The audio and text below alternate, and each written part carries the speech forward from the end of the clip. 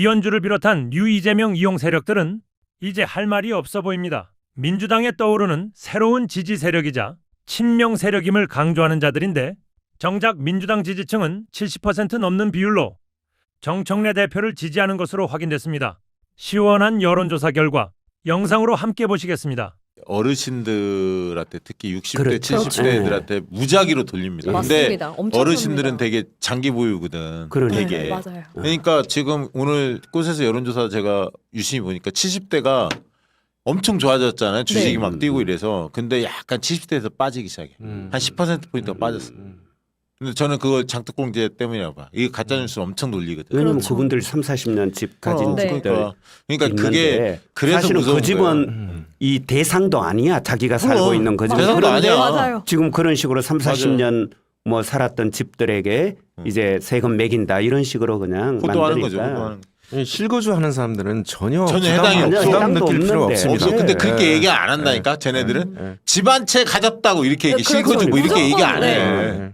그렇게 때려버리니까. 그리고 이거는 이제 양도 차익 관련된 부분이고 대통령님 말씀하신 부분 보유세가 또 보유세. 있어요. 네. 종부세나 그거는 이제 얼마나 거주했느냐 또 나이에 따라서 70대까지 가잖아요. 거의 80%다 그래, 공제받아요. 공제받아. 네. 실제로 그랬어. 다 공제받아요. 보유세는 거의 다 그렇죠. 공제받는다고 생각하시면 예전에 됩니다. 그 뭐냐 보유세 네. 그때 뭐 이렇게 보유세 폭탄할 네. 때 어르신들 거의 해당 사항 없어요. 네. 그래서 실제로. 어르신들은 네.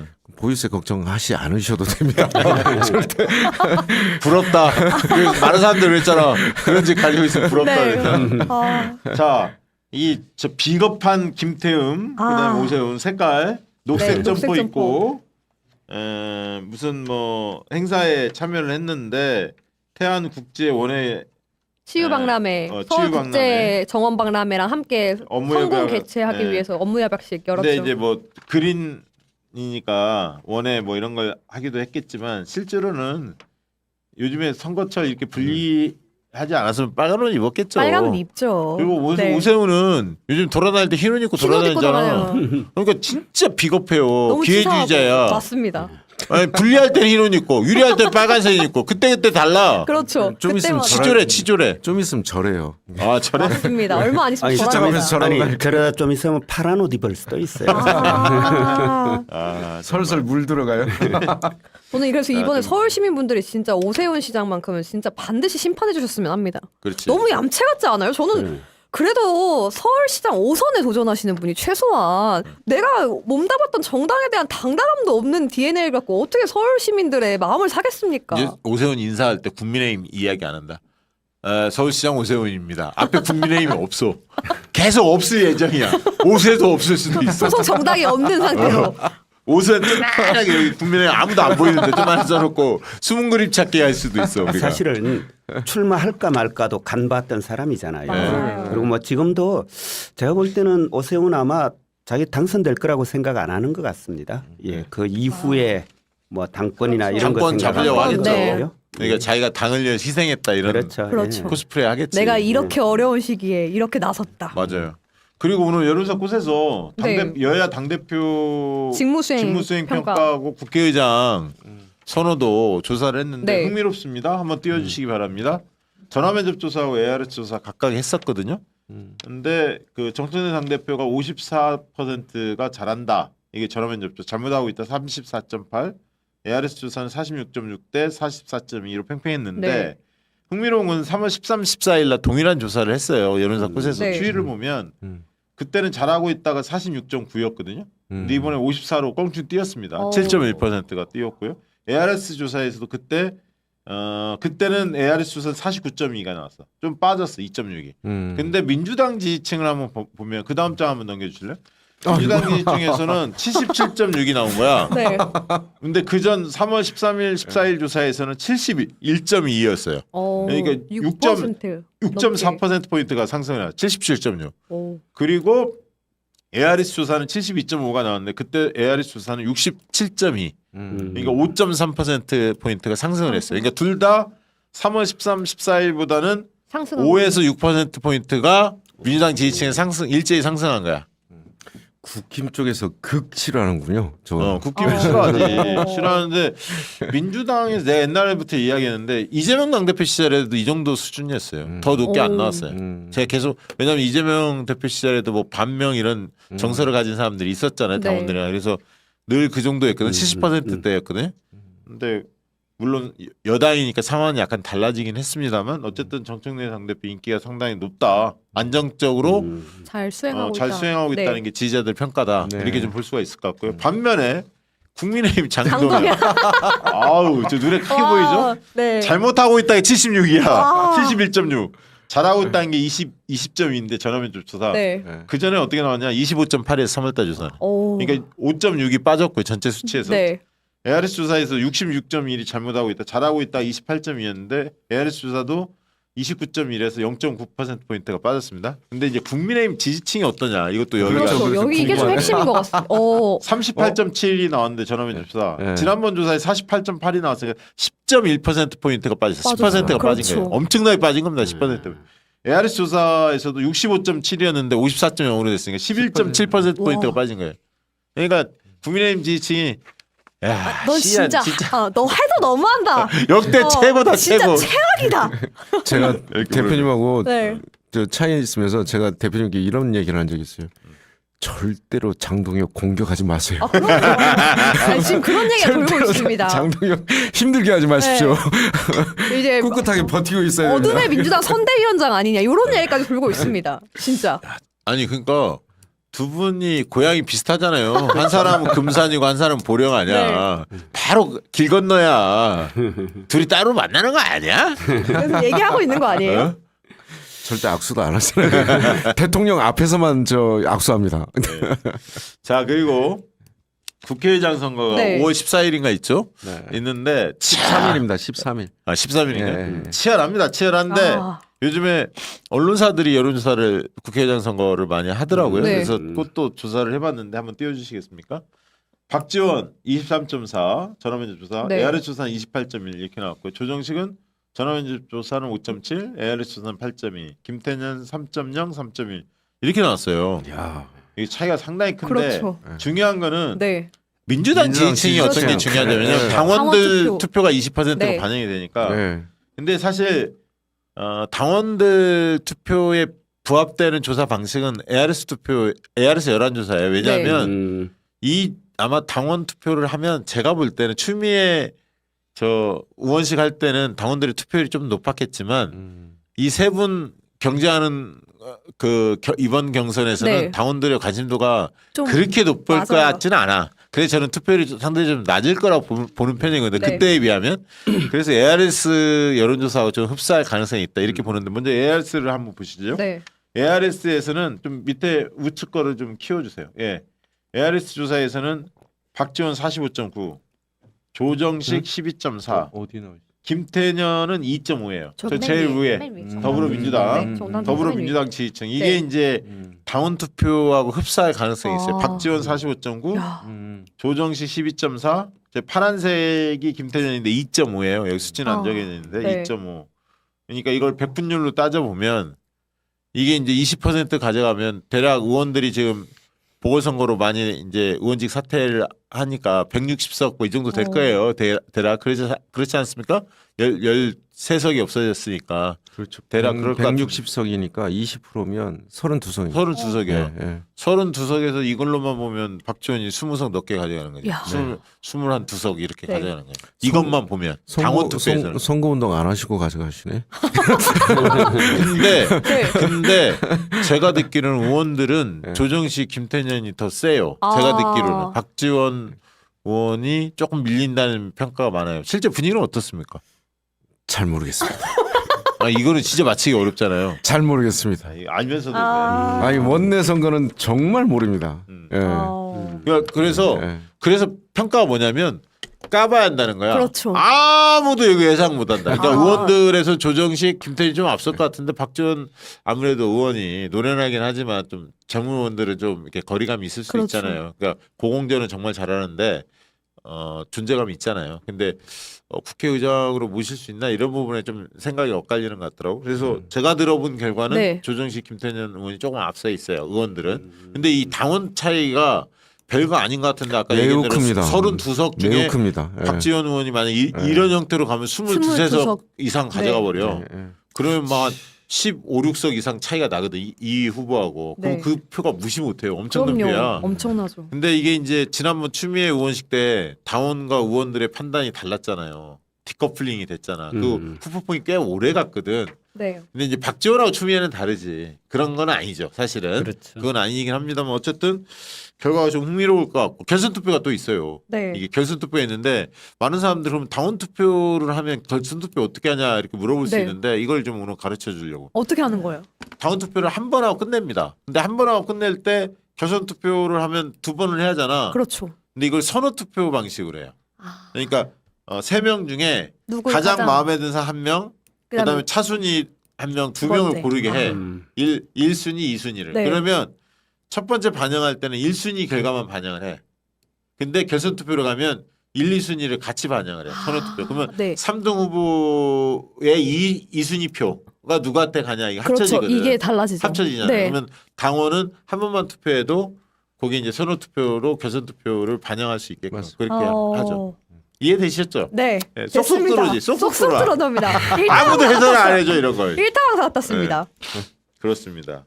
그래서 이거를 좀 지켜봐야 할 것 같아요. 누가 네. 이길지 장담할 수가 없을 것 같아요. 예. 의원님들 분위기는 좀 진짜 궁금하네요. 제가 볼 때는 각자 다 장점이 있어. 네. 네. 아까 박지원 의원은 뭐 설명할 필요가 없죠. 뭐 어쨌든 시원하다. 뭐 예를 들면 그 국민의힘과 싸우는 거 뭐 이런 거에 대해서 좀 노련하고 그렇죠. 정무적 감각이 뛰어나다. 인지도도 높고 뭐 이게 이제 장점일 것 같고 조정식 의원은 대통령이 정무 특보고 네. 이제 그 이해찬 당대표 때 뭐 사무총장이야 뭐 이게 또 오래 오래 하셨어요. 하셨어. 그래서 네. 이해찬 범 이해찬계로 알려져 있고 또 이재명 친명계로 알려져 있죠. 네. 좀 무난하고 온순하고 대인관계 두루두루 네. 괜찮고 이런 스타일이고요. 네, 지금 이제 또 청와대 예, 지금 정부 당 특보, 지금 이제 가교 가교 역할을 하고. 이제 네. 이제 그런 물 밑에서 많이 예, 하시고 그런 면에 계시죠. 장점이 네. 있죠. 네. 반면에 이제 이분도 사무총장 뭐 이런 걸 또 오래 하고 지역구에 조금 구설수가 좀 있어. 솔직히 얘기하면 단수공천 전략공천 워낙 많이 받아갖고 아. 그런 게 좀 있죠. 네. 뭐 저는 있는 그대로 얘기를 해줘야 하니까 그렇죠. 장단점을. 그리고 김태년 의원은 이제 민생 경제 이런 때 이제 특장점이 있죠. 그리고 원내대표도 해보셨고 네. 그래서 경험이- 경험이 풍부하고 네. 약간 전략적 마인드가 있죠. 맞습니다. 정무적 감도 어우. 좋고. 근데 이분은 단점은 이제 대중성이 좀 약해. 많이 그렇죠. 몰라. 아니 잘 몰라요. 네. 그리고 지난 원내대표 시절의 성과에 대해서 조금 회의적인 게 좀 있어. 원래 이제 이게 원래 저 이해찬 당대표의 정책통은 사실은 김태년 김태년 의원이 이해찬 사람이거든. 아 원래. 진짜요? 맞아요. 그럼 이거 몰랐어요. 조정식은 반개야 반개. 아 이거 원래- 진짜 원래 몰랐어요. 조정식은 재정기사 음. 재정 재정구. 재정부 사람이고 네. 재정부 네. 사람이에요. 네. 재정부 의원님 사람이고 시흥에서 네. 했던 거고 원래 이해찬 쪽은 아. 김태년 의원이지. 근데 이제 김태년 의원이 아까 대중성이 좀 약하고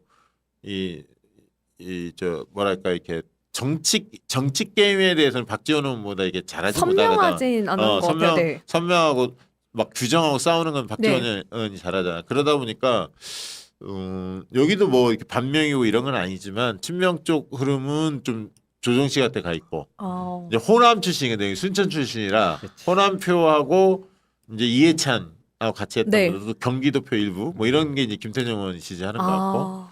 경제 쪽 뭐 이런 네. 쪽 경제는 민주당을 지금 하고 계시거든요. 그렇죠. 그거를 경제는 민주당. 본인이 주장한 거야. 예, 경제는 민주당. 아. 안보도 민주당, 경제도 민주당. 그것도 이거를 굉장히 김태년 구호 의원이 한 거고. 좋았습니다. 그리고 저번에 음. 상임위 전석 그 위원장 가져올 때 예. 김태준 의원님이 하셨어요. 이거. 아. 근데 사람들 그거 몰라. 그거 잘 몰라. 이런 거 알려주면 유로주 좋은데. 장관한테 원내대표 한 거 헷갈려. 내가 물어보면 나는 잘 모릅니다.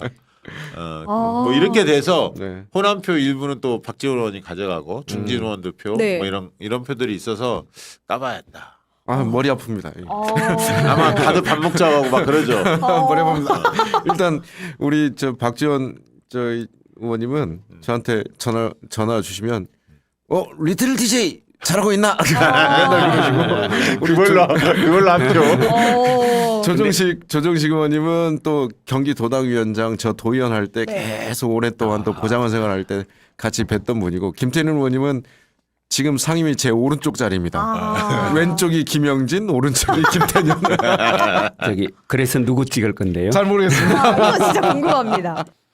대통령 지지율, 정당 지지율 빠르게 네. 한번 좀 살펴볼까요? 네, 대통령 지지율은 지난주에 저희가 최고치를 찍었고 이번 주에는 그 전주보다는 높습니다만 소폭 하락한 수치를 나타냈고요. 이번에 이제 관심이 가는 대목은 정당 지지율입니다. 네. 민주당이 소폭 올랐고 국민의힘이 소폭 하락했는데 최근 들어서는 아무튼 격차가 좀 벌어진 건데 지난 3월 둘째 주부터 격차가 뭐 20%포인트 이상 벌어진 상태가 계속 유지가 되고 있고요. 특히 지난주에는 국민의힘이 특히 장동혁 대표의 이 미국 외유 논란, 그다음에 공천 파동도 계속 심각해지면서 국민의힘이 0.7%포인트 빠졌고 민주당이 0.8%포인트 오른 수치를 기록했고요. 그 이제 배경을 좀 설명해 드릴 수 있는 오늘 지표가 하나 소개가 됐는데 4페이지입니다. 여론사 꽃에서 각 당대표 그 직무 평가를 했는데요. 한 달에 한 번씩 지금 하고 있습니다. 정청래 대표 같은 경우는 이제 전화 면접에서 54%의 긍정 평가, 자동응답 방식에서는 46.6%의 긍정 평가. 근데 민주당 지지층으로 더 깊숙이 들어가 보면은 네. 정청래 대표가 77.6%, 72.5% 전화 면접과 ARS 각각 이렇게 10명 중에 8명 혹은 10명 중에 7명 가량이 긍정 평가를 했고요. 네. 반면에 장동혁 대표는 완전히 반대되는 결과가 나왔는데요. 그래요? 6페이지입니다. 전체적으로는 20.2%, 28.2% 각각 전화 면접 ARS의 긍정 평가, 부정 평가가 훨씬 높습니다. 완전히 네. 장동혁 대표랑 반대 결과가 나왔는데 네, 지지층. 근데 중요한 건 국민의힘 지지층이죠. 이건 네. 궁금하다. 지지층. 네. 전화 면접 조사에서 38.7%만 잘하고 있다. 국민의힘 지지층조차도 부정 평가는 55.8. 그리고 자동응답 방식은 그보다 나은데 그래도 54%의 긍정 평가밖에 안 되고 이게 잘한다고? 네, 부정 평가가 41.1. 그러니까 이제 아직도 뭐 친윤 이런 성향의 지지층이 한 절반 정도 된다는 얘기죠. 와, 진짜 이해가 안 와, 된다. 이거 진짜 어렵다. 진짜. 네. 야, 요거 뭐 장동혁도 자신감 없겠네. 와, 이렇게까지. 아니 진짜 더 이상 나는 못할 수 없다는 거거든요. 앞으로도 그렇고 네. 이거보다 더 못할 수 있는 대표가 있나 싶은데 이런데도 절반이 넘게 지지하네. 아니 뭐 자기 지지층 사이들에서만 살고 있고 와. 그 시각에 의한 유튜브만 보면 그렇게 되는 거예요. 동굴의 우상이죠. 동굴 속에서 보면은 동굴밖에 보이는 그 신기하네. 단면 외에는 보이지 않는 겁니다. 와, 정말 신기합니다. 이상하다. 네. 자, 뭐 장동혁 방미 관련해서 말씀을 하셨으니까 장동혁의 방미와 관련해서 배현진 의원이 아주 맹비난을 하고 있는데요. 맹비난 속에 어우, 숨겨진 폭로가 너무 많아. 이거 진짜 세상에 많이 좀 퍼뜨려야 됩니다. 배현진 의원이 라디오에 나와가지고 마구마구 폭로를 하는데요. 함께 이어폰을 착용을 해주시고 함께 듣고 오겠습니다. 제가 당직을 해왔던 경험상 추정이지만 억 단위로 돈이 들어갔을 수도 있거든요. 방미 일정에 정작 갔는데 엄청 기대를 하고 갔는데 내세울 알맹이가 없었다. 미국에 있는 이른바 브로커나 로비스트라고 하죠. 이런 분들한테 엉터리들한테 속아서 갔다 오신 게 아닌가. 그리고 한간에는 전 들은 말이지만 김민수 최고가 SNS 그 패친을 통해서 알고 있는 분을 통해서 방미에 대한 어떤 그런 링크가 생겨서 가게 됐다라는 말씀도 들었고요. 그 홍준표 전 시장께서도 트럼프 대통령 취임식에 간다고 굉장히나 초대받았다. 트럼프 측으로부터 이런 말씀 하셨던 적이 있어요. 국내 떠들썩하게 얘기를 하셨는데 갔더니 취임식장의 자리가 뭐 일반석 중에서도 보이지도 않는 외곽에 추운데 그냥 국민이면 아무나 가서 구경할 수 있는 뭐 그런 자리여서 굉장히 그 크게 역정내시고 호텔방에서 나 봤다 이렇게 소개하셨던 적이 있거든요.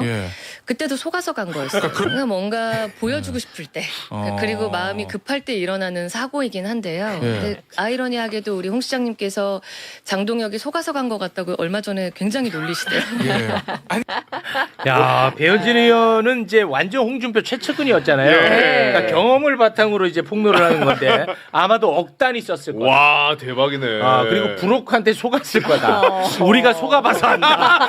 야, 이 대박이야. 야 그리고 홍준표 전 시장 관련된 거는 깜빡하고 있었는데 다시 약간 와. 맞다 그런 일 있었지. 이 대박이야 이거. 네. 와. 기본이 안 된 일정인데요. 저도 야당 시절에 국회의원들하고 외국 일정을 가본 적이 있습니다. 야당이라도요 국회를 통해 가지고 일정 조율을 해줍니다. 한국 국회하고 미국 국회하고 일정 조정이 가능합니다. 그리고 그러면 야당이라고 해서 외교부에서 안 도와주느냐? 당연히 그쪽 대사관에서 도와줍니다. 그런 조치도 아예 안 하고 갔다라는 거예요. 그리고 아시겠지만 우리 국민 1인당 1년에 800원 세금 냅니다. 정치자금법에 의해 가지고 그거 냈기 때문에 저분들 갔다 왔으면 선관위에 회계감사 보고해야 됩니다. 영수증 첨부해서 붙여야 됩니다. 그때 한번 확인해 봐야 됩니다. 갔다 출장에서 쓴 돈이나 이런 거 내야 돼요? 그 당연하죠. 국민 세금을 쓰니까. 아, 디테일하게. 네네네. 지금 그 비즈니스를 탔냐 1등석을 탔냐는 논란이 있던데 그런 것도 다 나와요? 그것도 이제 비행기 표를 붙여야 되기 때문에 영수증 붙여야 되기 때문에 확인할 수 있죠. 물론 선관위가 저희들한테 정보를 줄지는 모르겠습니다만 그건 알 수 없지만. 국회 선관위니까 행안위죠. 행안위를 통해서는 확인 가능할 겁니다. 그 1등석 비즈니스 논란이 있잖아요. 네, 있죠.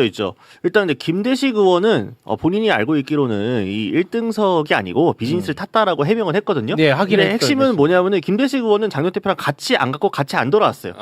모르죠. 김대식 의원은 2박 4일만 갔던 거고 네. 사실 뒤에 올 때도 먼저 온 거잖아요. 그럼 앞에 먼저 갔을 때 장동현 대표 갔는지도 몰랐는데 갈 때 무슨 자리를 타고 간지는 모를 거 아닙니까? 그렇겠지. 돌아올 때도 갑자기 그날 그 공항에서 저 좀 더 이따 갈게 하고 나중에 왔는데 그 김대식 의원이 어떻게 합니까? 특보 단장인데 그러니까 본인도 지금 해명을 못 하고 있는 거거든요. 그러니까 아까 이제 교수님께서 얘기해 주신 것처럼 그 나중에 어차피 내년 되면은 정보공개 청구해가지고 받아볼 수 있는 자료들이 좀 있거든요. 그러면은 정확히 뭐라고 안 써 있어도 쓴 돈은 나오니까 그럼 얼마 썼는지 보면은 비용 확인하면은 대충 못하는지 알 수 있잖아요. 내년 정도에 나올 텐데 내년까지 장동혁 대표 그 자리에 없을 거기 때문에 좀 뒤늦게 좀 그런 감은 없습니다만 아무튼 내년에 좀 알 수 있다 윤곽을. 야 1등석 만약에 타고 갔으면 이거 진짜로 이 가만두면 안 돼.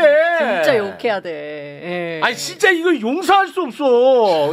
만약에 1등석 타고 갔으면 이거 우리 돈으로 간 거다. 네. 이 헷갈리면 안 돼. 무슨 뭐 국민의힘은 국민의힘이 열심히 노동해서 번 돈인 줄 아는데 그게 아니고 세금이 국민의힘에게 주는 거야. 와 이거 800원 1년에. 이 1등석이면 진짜 제 800원이 들어간단 말이에요. 800원. 너가 1등석 태워준 거라고. 아, 기분 나쁘네. 요건 저희가 끝까지 추적을 하도록 하겠습니다. 네. 자, 그러면 지방선거 이야기 지금부터 좀 한번 해보도록 할 텐데요. 국민의힘 대구시장 후보 경선 과정이 매우 시끄럽지 않았습니까? 네. 1, 2등을 달리던 주호영, 이준수 컷오프 했는데 결국은 국민의힘 대구시장 후보는 내란 중요 임무 종사 혐의 피의자로 선정이 됐습니다. 바로 추경호. 맞습니다. 예, 추경호가 됐어. 최종 후보로. 예, 이진숙은 이제 불출마 선언을 했는데 추경호가 이제 대구시장 후보로 출마를 하게 되면 지역구 달성군이 이제 빕니다. 네. 보궐선거 치러지는데 네네. 이거 약속받은 거 아닌가 이진숙이 이런 뭐 너무나 합리적 추론이 이어질 수 있는데 어떻습니까? 사실은 그게 없었으면 이진숙 전 위원장이 이렇게 눈물을 흘리면서 물러나지 않았겠죠. 사실은 갑자기 본인이 이제 빵 모자까지 쓰고 이제 빵빵 페스티벌 하겠다고 할 정도로 굉장히 지금 흥분해 있는 상태였잖아요. 네. 눈앞에 사실은 장동현 대표가 계속해서 명확하게 대구 달성군 같은 보궐선거 얘기를 안 했기 때문에 좀 질질 끌리는 측면이 있었는데 이인수 위원장이 인정을 했어요. 미국 갔다 오기 전에 받고 최근에도 장동현 대표를 만났다. 그리고 그 자리에서 대구시장 관련해서 이야기가 있었다라고 했거든요. 그리고 기자회견이 있었던 거니까 순서대로 정리해보면 당연히 그 자리에서 어차피 추경호 의원이 이기게 되면은 대구 달성군 자리 주겠다는 게 명확히 있었을 거고 실제로 기자들에서 물어봤어요. 보궐선거 나갈 거냐라고 했더니 대구를 지키기 위해서라면 뭐든지 하겠다라고 했습니다. 여기서 말하는 대구에는 당연히 대구시 보궐선거도 국회 보고서 포함되어 있는 거겠죠.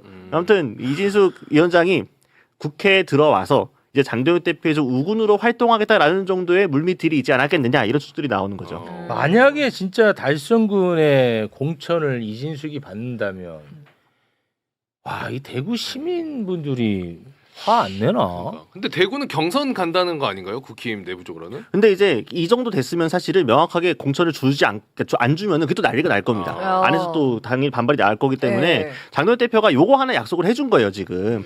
본인이 워낙 지금 흔들리고 있는 상황이기 때문에 한 명이라도 본인 편을 끌어들여야 되고, 그리고 중요한 거는 장 대표는 지금 이대로면은 지방선거 끝나면 본인은 끝날 수밖에, 물러날 수밖에 없어요. 그렇죠. 지금 자기 편이 없잖아요. 장 대표 볼 때 친윤 쪽에서도 지금 거의 장 대표 편이 없는 상황이기 때문에 최대한 한 명이라도 자기 사람을 확보하는 게 중요하거든요. 그러면은 이진숙 전 위원장의 국회로 들어와가지고 본인의 경쟁자가 아니라 본인을 조력해주는 사람으로 쓰겠다라고 도와주겠다라고 한다면은 장 대표 입장에서는 뭐 지금 손이 아쉬우니까 땡땡 큰 거죠.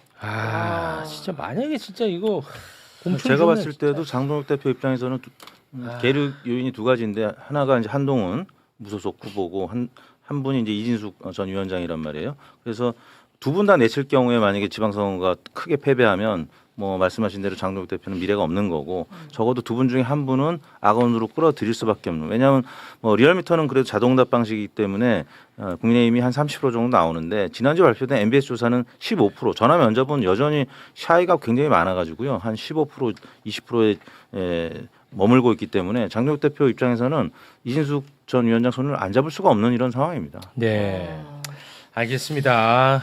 자, 우리 김부경 형님 좀 열심히 좀 한번 해보이소. 이거 대구 좀 그거 한번 좀 뒤집어 보이소. 좀 대구 사람 아닙니까? 제가 봤을 때는요, 뒤집지 말고 그냥 이렇게 살 붙여가지고 쌀합니다. 쌀 붙여가지고 살 헷갈리지. 네, 붙여가지고 편하게 가는 게 좋아요. 뒤집는다고 가면은 저항감이 있어요. 저항감이 생겨. 네. 오히려. 그래요. 네. 보수적인 인사들도 붙이고 중도적인 인사들도 붙이고 네. 그게 좋아요. 알겠습니다. 네. 자, 안 뒤집겠습니다. 네. 쌀 아닙니다. 쌀. 자, 그럼 경북도지사로 가볼까 하는데, 저희가 오준기 후보, 네. 목이 터져라 외쳤는데, 최근에 그 KBS 대구 총국에서 여론조사를 했는데, 저 이거 놀랬어요. 오준기 후보 지지율이 너무 안 나오던데.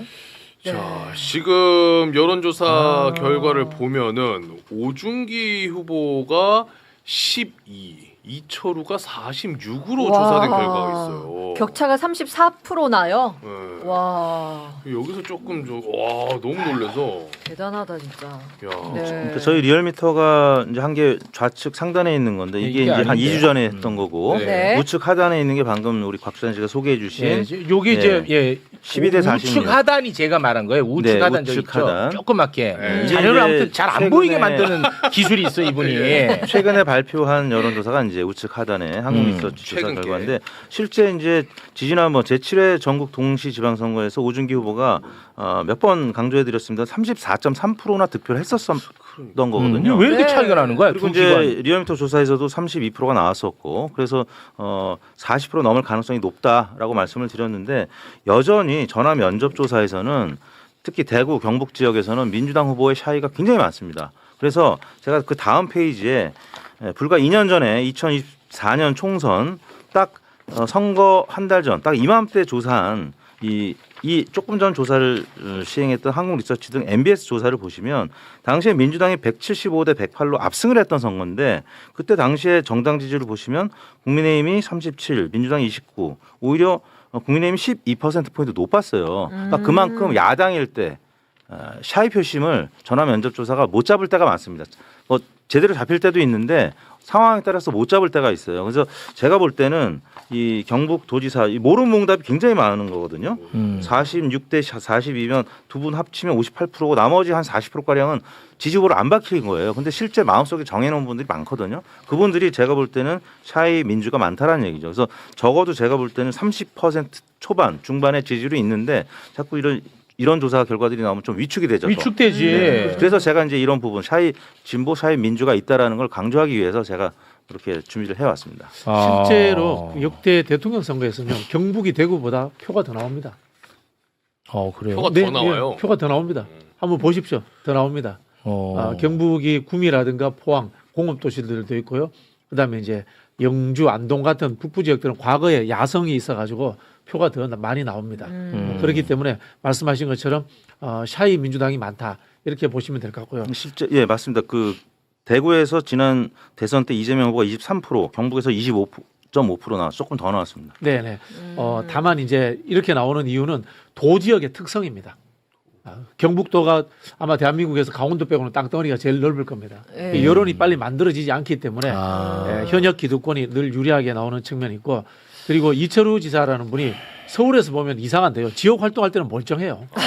지역에서 다닐 때는 그러니까 중앙 언론을 탈 때는 뭐 친윤인 것처럼 하고 뭐 내란 옹호하는 것처럼 발언하는데요. 예. 지역에 활동할 때는 다 멀쩡한 사람들이에요. 언론 마이크만 대면 그렇게 이야기해요. 자기들 당내 정치 때문에 그런 부분이 있고요. 또 하나 민주당 일을 좀 꼬집을 필요가 있는데, 오진규 후보가 지금 4번인가 5번 출마한 사람입니다. 오준규 후보. 네. 그러면 국회의원 한번 시켜줘야 돼요.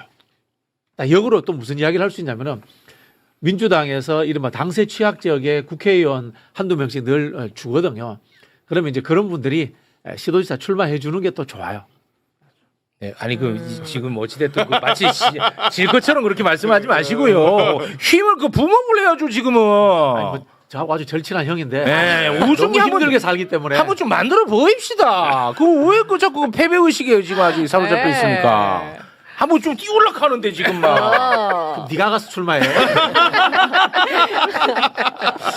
오준기. 예. 아무튼 이번 KBS 대구총국의 여론조사는 샤이 민주당 지지층들이 좀 안 네. 잡힌 거 아니겠느냐. 전화 면접이라는 거죠. 그렇죠. 그래서 미국 같은 경우는 전화 면접 조사할 때 투표하겠느냐라고 한 사람들만 발표를 보통 해요. 근데 이제 우리나라는 선거 임박했을 때만 그렇고 지금 한 달 이상 남았으니까 네. 투표 안 할 분들도 많이 잡혀 있고 할 분들도 모르는 응답이 잡히면 재질문하고 계속 물어봐야 되거든요. 근데 이제 시간이 또 촉박하니까 그냥 모르는 응답을 많이 남겨놓는 겁니다. 근데 여기에 샤이 표식이 많다라는 거죠. 알겠습니다. 자, 그래서 오준기 후보 힘내시라고 제가 오준기 후보 네. 위축될 좀 필요 해드렸습니다. 없다. 맞습니다. 오준기 파이팅! 그런 말씀입니다. 형, 힘내! 고맙습니다. 네. 자, 시간 관계상 부산 북구 갑 한번 네네. 또 이야기를 나눠보겠습니다. 네. 아직까지는 부산 북구 오늘 내가 지금 방송 중에 뉴스는 제가 확인을 못했지만 민주당 후보는 아직까지 정해지지 않은 거 맞죠? 아직까지는 네, 뭐 나온 소식 없죠 아직. 네. 네. 국민의힘 후보도 아직까지 확정은 안 된 걸로 제가 좀 네, 알고 맞습니다. 있습니다. 네. 그런데 이제 무소속에 한 사람은 지금 나온다고 하니까 네. 네. 지금 여론조사 어떻습니까? 네, 미디어 토마토가 뉴스 토마토 의뢰로 24일, 25일 양해가 조사한 건데요. 한동훈 후보가 지난주에 처음으로 박민식 후보를 살짝 앞서는 결과가 나왔다가 기사가 한번 내려갔지 네, 않았습니까? 내려갔었죠. 근데 네. 그 여론사 이후에 발표된 건데 그 조사 영향 때문인지 아니면 한동훈 후보가 지역구 활동을 본격적으로 해서 그런지 박민식 후보를 오차 범위 내에 살짝 앞서는 결과가 또 나온 겁니다. 그래서 1위는 물론 하정우 후보가 35.5%로 선두를 달리고 있고 그다음에 한동훈, 박민식 후보가 오차 범위 내에서 경험을 하고 있는데 지금 국민의힘에서는 박민식 후보가 유력하죠. 근데 아직 후보를 확정 빨리 짓지도 않고 네. 이 뭐 단일화를 하느냐 마느냐 뭐 이런 논란이 있다 보니까 박민식 후보의 확장성이 계속 제한이 되고 떨어져 있는 그런 상황입니다. 그러니까 국민의힘은 딜레마인 게 박민식 전 장관은 본인이 너무 나가고 싶어하기 때문에 계속 완주할 의사를 밝히고 있는데 부산 지역 의원들은 한동훈 전 대표랑 단일화를 할 수 있는 사람을 원하는 거예요. 근데 장도혁 대표는 절대 한동훈과 단일화하지 않을 사람을 공천을 주고 싶은 거거든요. 그렇겠죠. 네. 그 딜레마 때문에 박민식 장관은 일단 노선은 장도혁 대표 쪽으로 잡았지만 또 이분도 실제로 후보 공천이 확정되고 나면은 지금의 장 대표가 공천 취소하겠다고 하지만 5월 14일 이후로는 공천 취소하고 싶어도 못해요. 그렇습니다. 취소하면 그냥 무공천이건데 그리고 한동훈 밀어주는 건데 네. 그러면 결국에는 그 상황에서 뭔가 이벤트가 발생할 수도. 왜냐하면 국민의힘의 시나리오는 오히려 단일화 이벤트가 생겨야 뭔가 컨벤션이라도 끌어올려가지고 더 해볼 만한 선거가 된다. 이 계산인 거거든요. 네. 그러니까 지금 박민식 장관이 지금 기조대로 쭉 가줘야 되는데 지금 당내에서 너무 약하다. 박 전 장관 약하다. 바꿔야 된다. 이런 얘기가 계속 나오고 있거든요. 그러니까 지금 네.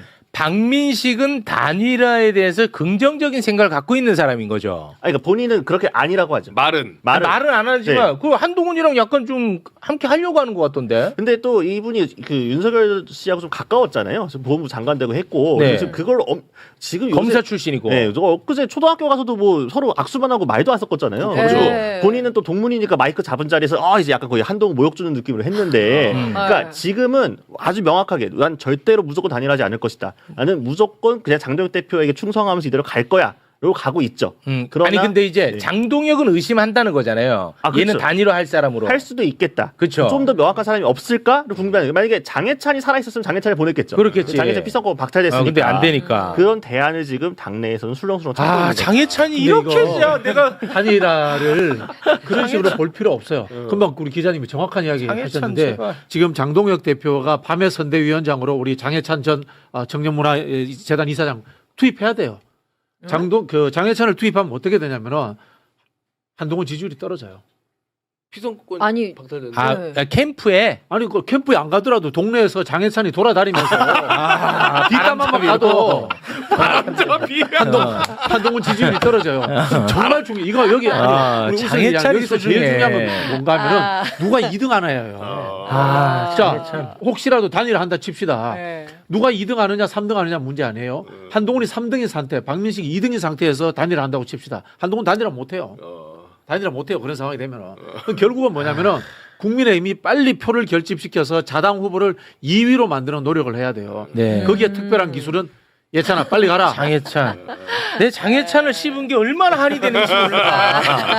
이렇게 소중한 사람이 없어요. 아니, 너무 장해찬. 씹었어요. 장해찬이 그 피속금 그 받도 안 됐으면 아마 장동혁은 진짜 고민 안 했을 거거든요. 그럼 바로 무조건이죠 지금. 이게 무조건이거든. 왜냐면은 장동혁이 요구한 조건을 다 갖추고 있어요. 예. 한동훈을 제일 싫어하는 사람, 절대 한동훈 단일하지 않을 사람. 그렇습니다. 그러면서 윤호개인에 가깝게 예. 당권파 지켜주는 사람. 딱 지금 장해찬 말고 없잖아요. 장해찬은 진짜 육각형 인물이야. 네, 피선거권 빼고 다 있죠. 피선거권만 빼고 모든 걸 다 가진 사람이에요. 참 진짜 이럴 때 그 좀 개똥도 약이 있으니까 이럴 때 또 비선거권 박탈됐냐. 마치 지난 대선 때 김문수 한덕수 그 분위기를 보는 것 같네요. 예, 박민식 한동훈 딱 이 각도가 지금 비슷합니다. 지난 대선 때랑. 빨리 국민의힘이 결집해야 돼요. 2등으로 올라가야 돼요. 2등으로. 박민식이. 박민식이 2등으로 올라가요. 그러면은 놓지 여러 않으니까. 가지가 다 해결돼요. 근데 어떻게 그 부산 시민분들은 박민식이랑 한동훈 검사 출신 왜 이렇게 좋아합니까? 아니 부산을 좀 잘 살게 해주겠다는 사람들을 놔두고 검사 출신 해가지고 진짜. 뭐 할까 나는. 뭐 지나간 이야기를 다 따질 수는 없고 네. 어쨌든 간에 박민식이 2등으로 올라가야지 장동혁도 좋고 민주당도 좋습니다. 네. 근데 어쨌든 하정우 수석이 아직 본격적으로 선거판에 뛰어든 게 아니기 때문에 선거 노선을 안 그래서? 했잖아요. 그러니까 만약에 보도가 나온 대로 오늘 사표 쓰고 사의를 수리해가지고 29일에 인재영입 환영식 한다라고 한다면은 그 다음부터 본격적으로 뛰어들게 되는 거니까. 그래서 5월 좀 지나고 나면 또 약간 추이가 달라지긴 할 겁니다. 다만 그럼에도 불구하고 어떤 객관적으로 내가 혼자서 단독 플레이로 당선이 가능한 정도겠느냐. 부산밭에서는 그게 더 어렵기 때문에 어떻게든 이 한동훈 전 후보 대표와 박민식 전 장관이 끝까지 이 기조 그대로 가주셔야만 가능할 것 같다. 알겠습니다.